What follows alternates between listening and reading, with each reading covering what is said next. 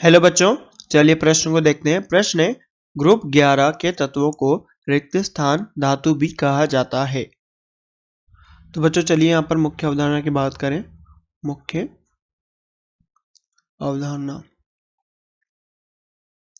तो बच्चों यहाँ पर हम बात करें ग्रुप नंबर 11 की। तो बच्चों ग्रुप नंबर 11 में कॉपर, सिल्वर तथा गोल्ड आते हैं। तो समूह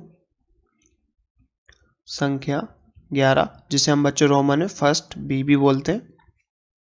बच्चों इसमें आते हैं कॉपर, तांबा, चांदी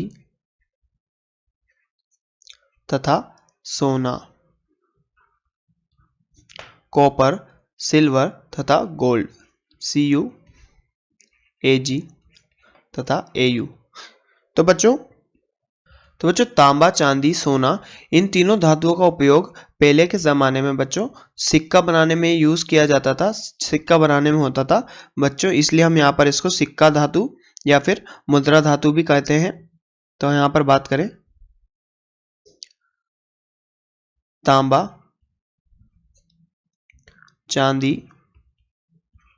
तथा सोना धातुओं को पहले के जमाने में पहले सिक्का बनाने में उपयोग लिया जाता था, बनाने के लिए उपयोग में लिया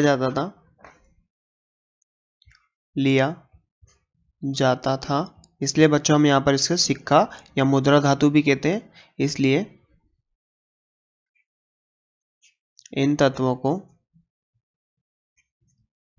कॉइनेज, बच्चों हम इसे सिक्का धातु या फिर कॉइनेज मेटल कहते हैं। सिक्का,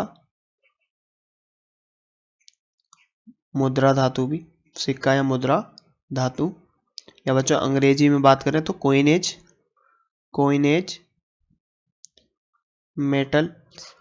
कॉइनेज मेटल्स भी कहते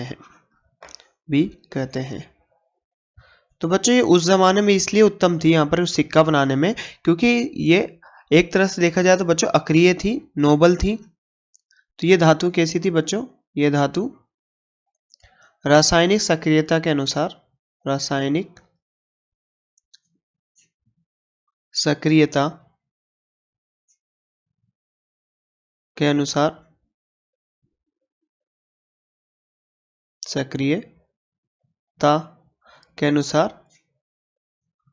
अक्रिय थी।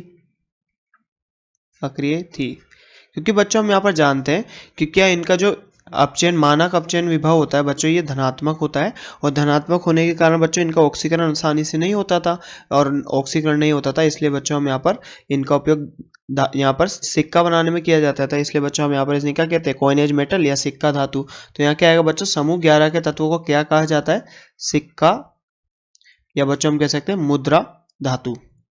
सिक्का या मुद्रा धातु भी कहा जाता है। तो बच्चों आशा करते हैं आपको प्रश्न समझ में आया होगा। धन्यवाद।